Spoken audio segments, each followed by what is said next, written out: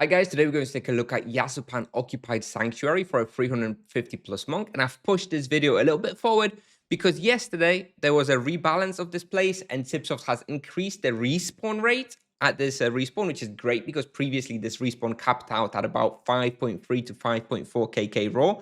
Yesterday, I was able to do about 6.1 kk raw, and still the respawn was perfectly fine. So the respawn rate is much, much faster, and this spawn probably scales well into high 6 kk raw, maybe even 7 kk raw. But in addition to this, they've also increased the experience by approximately 7%, which for a respawn that, in my opinion, was already around like A tier, has really pushed it into an amazing respawn. So let's take a look at the results here, what we have here. So first of all, here I have my result from when I recorded this place originally before the buff. So this is before the buff to this place, but it's also before like a nerf that we had to the monk itself. Okay, so this is like, you know, couple, I don't know, maybe a month or so ago. And as you can see, I used to do about 5.35 kk raw per hour. So if you account for the nerf to the monk plus now the new buff, I think from like level 350 or so, you can get about 5.4 kk raw and about 1 kk profit per hour. So this is what I think you can get somewhere around level 350. And here on the right hand side is the result that I got here yesterday after the buff on my level 490 monk with best in slot. As you can see, this was about 6 kk raw per hour now. And it's so easy that I was able to do, you know, one of my zero supplies there was pretty easy, just using Xura Grand, nothing major, and about 1.3 kk profit. However, this was actually quite unlucky. I only looted 12 gold brocaded cloths, whereas normally you get about 20 in an hour. So I think this profit can actually quite easily push into around 1.5 kk per hour. So anyway, this is where the results here on the right on here come from. This is the, you know, around 6 kk raw per hour and about 1.5 kk profit per hour that you can get, you know, once you've got your best in slot after level 400. So if you consider these results, in my opinion, this place is now basically absolutely top tier in this like level 300 to 400 level range. These results are like basically the same as like Masura Mirror and Nagas in that level range. So it's like top one. And after like this 400 to 600 level range, it's just very good. It's not as good as some of the places you can hunt at level 400 plus, but it's still very good. It's just below the top tiers. You know, the current top tiers for level 400 plus are like Nagas, Cobras, Azalon Castle, all which can give you like between 6.5 to 7 kk raw. But you know, if this gives you 6.1, this is just below, maybe at the same level as like Upper Rashamo, Falcons, etc. So it's still very good for that level range, but it's probably top one, top two in this level 300 to 400 level range. And this is when we move on to talking about the starting level of 350 plus. So I've got it as 350 plus. Um, I think if you have like all best in slot items at level 300 and you know what you're doing and you've maybe got the charm on the Mitmasir, I think this place is huntable from 300 plus. However, it is pretty challenging at that point because those guys do a lot of damage. So do it, you know, at your own risk, but I do think it's possible. The other difficulty comes from the fact that to hunt this place effectively, you need to kill Mitma Vanguard. This is the final boss of this quest line, and as you may know, he does around 6,000 damage energy explosions, which means you need to be able to tank those if you get hit by those. Now, if you go as part of like a 5-man team and you stand to the side, you're going to avoid those completely, so you can consider doing that, basically be carried through the boss. But if you go in as part of like a 2 or 3-man team, you will actually need to help. And for that, make sure to wear the shockwave amulets, which block energy damage by 60%. They only have 5 charges, but that should be sufficient. That should make you, you know, be able to tank those energy explosions if you do go to Mitma Vanguard. So that is actually also kind of a reason why I've put this place as like 350 plus, just to make it a little bit easier to kill the Vanguard. But if you know what you're doing, 300 plus, you can probably come here. Anyway, moving on, overall tier rating I give it now is S tier after the buff, very good. Difficulty, I put out about 8 out of 10, around 300. So yeah, it's huntable at 300, but it's hard, right? So it's still about an 8 out of 10 difficulty in my books, but it does become pretty easy over time. I give it like 4 out of 10 by the time you're like level 400.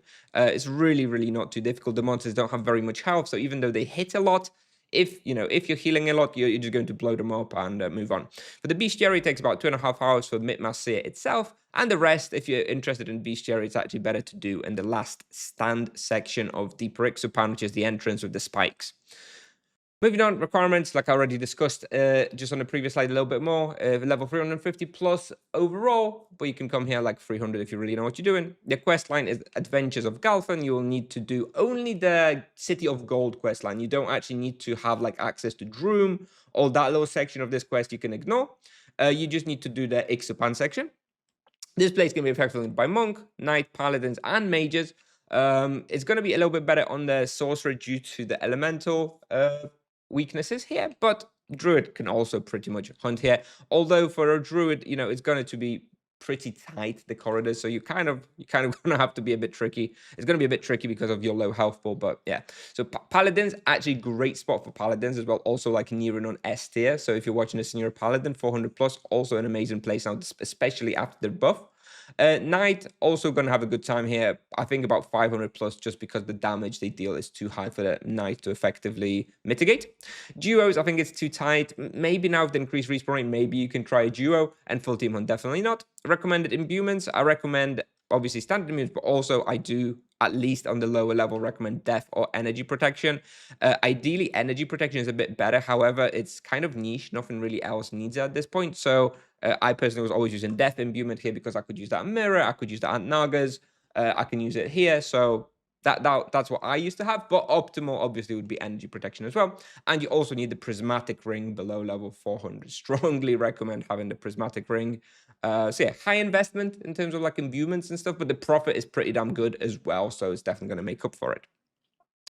Moving on, supplies per hour. So this is the screenshot, obviously, from my level 370 hunting here. By the time you like level 500, you're not going to need any supplies. But nevertheless, about 1,000 ultimate spirits at level 360 and 6 transcendence potions. For the charms, the only one that really matters is this one. So you want to put low blow on the Mitmarcia as soon as you unlock it, and that's really all you need. You can also consider putting savage blow and Mitmar scout and some elemental on the Iksupan, but the density of those, is if you look at the split of the creatures, it's like mostly Mitmarcias. And this is actually something I forgot to talk about in this section, which I want to mention, is this is basically a one prey type spawn, which also really makes it very, very good. You just get your experience prey on the Mitmarcia, and suddenly experience skyrockets as well. You don't need to have like a triple prey like you otherwise do in like Nagas or, Mirror or Aslan, for example. This is one prey spot. It's perfectly enough to make the spawn really, really good.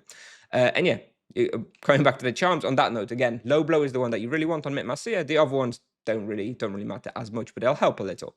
For the wheel, currently I'm using a T1 aesthetic with +1 chain. However, this obviously may change after any future balance changes, and 2 lesser gems with ideally hit points. And the character you'll see in the video is a 360 monk with 103 fist and 43 magic level. So here is the little map. So this section here is the Mitmar Vanguard section, and this section we don't go to at all, especially now after the respawn rate improvement. We no longer need to go there at all, so you just ignore this section. And the way this respawn works is you have a little teleporter here in the bottom right square, which if you use, it teleports you here. So you can do like a nice loop like this and just kind of teleport yourself back all the way to start. So this is really nice.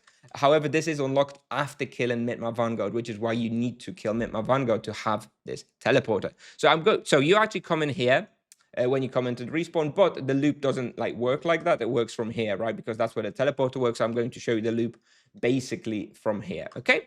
So you teleport yourself in after finishing the lap, and you go in here, you do pull in here, finish off. By the way, we finish everything by wall boxes, okay? There's not enough room to run here, so we finish everywhere in a wall box, 5 box. Then you go in through like here, you make sure to pull out the monsters from the corner, and you finish the pull here. Then you go through the door, you try and pull out as many monsters as you can from this room, but don't actually go in there, and you finish your pull either here or either here by this wall. It doesn't matter. It's just better if you're by this wall, because then you can easily catch the scouts with etc and press. So I recommend, yeah, pull here or pull here. Afterwards, you go through. You again try and pull everything out as you go. Try and get some aggro from the monsters in the rooms. Then you finish by the wall somewhere here. Again, this one's kind of like the most awkward, because you kind of want to get the monsters out of these rooms, but it's kind of tricky because there's like 15 monsters here, so it's kind of hard. Anyway, once you've done this one, you go back up the corridor, and you go through here. Then again, kind of try and weave in and out a little bit to pull these out. Then finish by the wall somewhere here. Then you go through, get everything out, get everything out, get everything out. Then I usually do a little mini box somewhere here because the corridor is quite tight, so you can't always pull everything through. Now I realize the color's not great here, so maybe let's switch to like black. So yeah, you'll finish off the pull around here. You don't have to do this. If you don't have enough monsters, you can just pull them through the corridor and not worry about it. Anyway, and once you do that, you just kind of do another pull in here. I usually finish it here by the wall. And that's it. That's it. Let me just mark in black the actual pulls so it's easier to see. So this is actually the pulls that I do. So there's about 7, I guess, although this one's like a half pull that you can kind of skip. And then, yeah, you finish this pull in the top right, you use the teleporter, you get yourself teleported back to the start and go again.